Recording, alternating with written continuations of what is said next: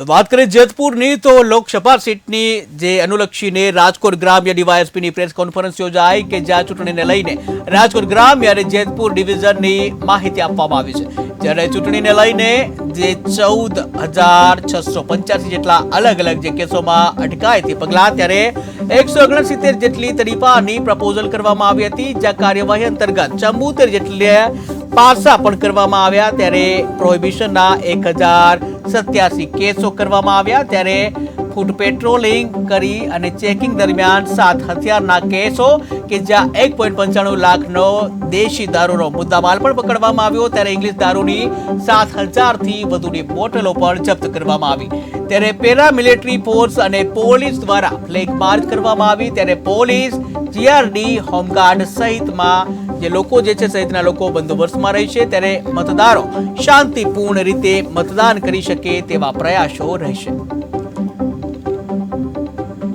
જિલ્લા અને જેતપુર ડિવિઝનમાં ચૂંટણીલક્ષી જે કામગીરી થયેલ છે તેમાં કુલ 14,685 જેટલા અટકાયતી પગલાં અલગ અલગ આરોપીઓ વિરુદ્ધ લેવામાં આવેલ છે, જેમાંથી 169 જેટલી તડીપાની પ્રપોઝલ કરવામાં આવેલ છે, 74 જેટલી પાસા કરવામાં આવેલ છે અને પ્રોહિત રાણુના 1,087 કેસો કરવામાં આવેલ છે। જે તમામ પ્રિવેન્ટિવ એક્શન છે એ ફાઇનલ સ્ટેજ ઉપર છે અને પાસાની મોટાભાગના જે વોરંટ છે એની બજવણી થઈ ગયેલ છે, તડીપારના પણ મોટાભાગના વોરંટની બજવણી થઈ ગઈ છે।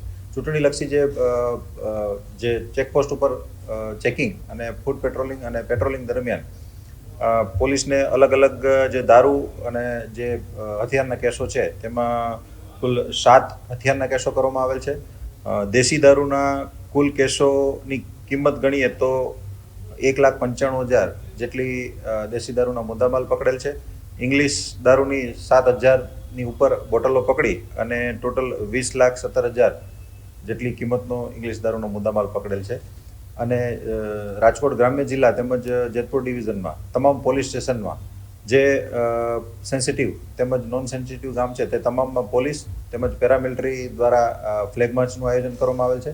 છેલ્લા 10 થી 15 દિવસથી રોજ સવાર સાંજ ફૂડ પેટ્રોલિંગ કરી અને પોલીસ તેમજ પેરામિલિટરી તમામ અધિકારીઓ સાથે કરે છે, જેથી લોકશાહીના પર્વમાં એક પબ્લિકમાં એક શાંતિપૂર્ણ માહોલમાં મતદાન કરી શકે તેવો એક માહોલ બનાવવાની પ્રયાસ છે।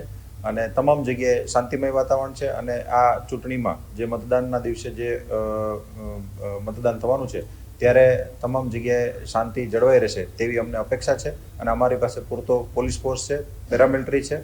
તમામ જે છેવાડાના ગામ છે અને બૂથ બિલ્ડિંગ છે તે તમામ જગ્યાએ પોલીસ, હોમગાર્ડ, જીઆરડી અને પેરામિલિટરી તમામનું ડિપ્લોયમેન્ટ હશે અને 3 થી 4 ગામની વચ્ચે એક રૂટ પેટ્રોલિંગ મોબાઈલ હશે અને ઝોનલ પેટ્રોલિંગ મોબાઈલ હશે, જે તમામ કાયદો વ્યવસ્થાને પહોંચી વળવા માટે સક્ષમ છે।